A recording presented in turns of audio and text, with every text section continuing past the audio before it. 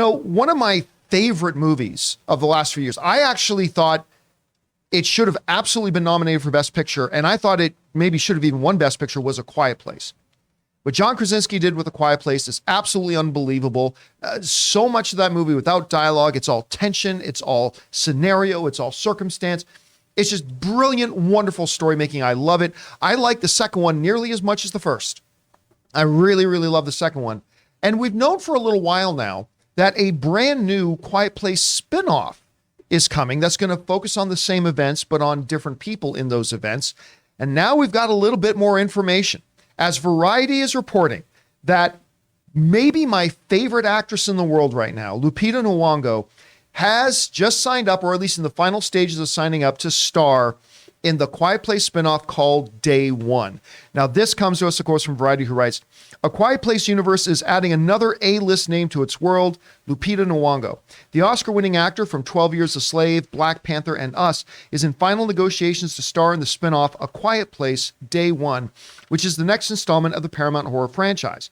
Pig director Michael, I always mispronounce it, Sarnowski, will helm the film, set for release on March 8th of 2024. Story details are being kept under wraps, but it has come from an original idea by John Krasinski. So John Krasinski came up with the story for this one. He won't be directing it. But look, again, I love this franchise. Just the performances in it are all top notch. The idea of, they do what a lot of Korean horror does a lot better than what a lot of North American horror does. They always understood, for about 20 years now, horror film directors in Korea and other Asian markets seem to understand that what you don't see is often scarier than what you do see.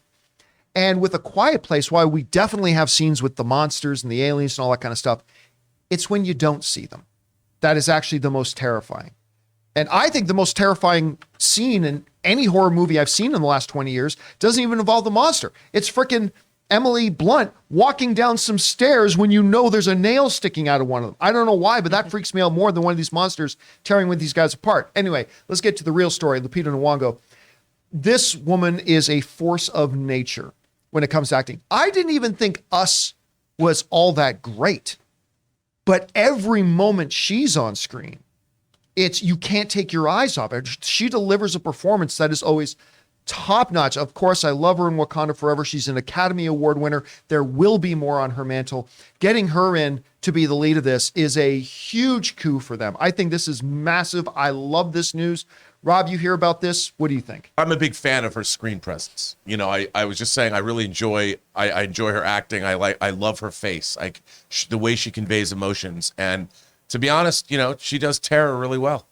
And trying to be quiet and be scared of giant monsters, I'm a fan. I can't wait to see it. What I was also saying is, John, I really love the franchise. And I think that the stories that they can tell, they're going back to day one.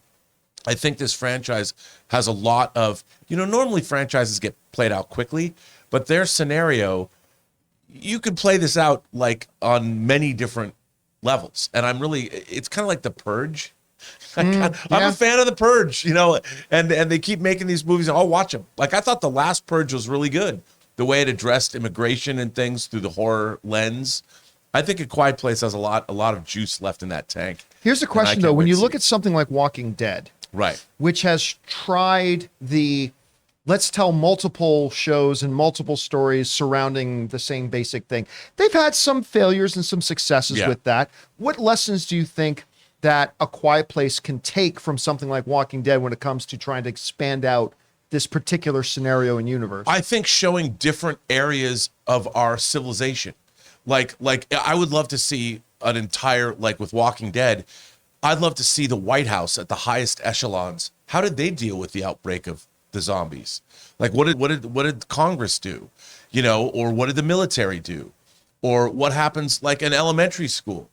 What happens if in elementary schools, how do teachers keep elementary school kids away from this horrible? There's so many different ways. The Walking Dead kind of became a little repetitive, especially the main show.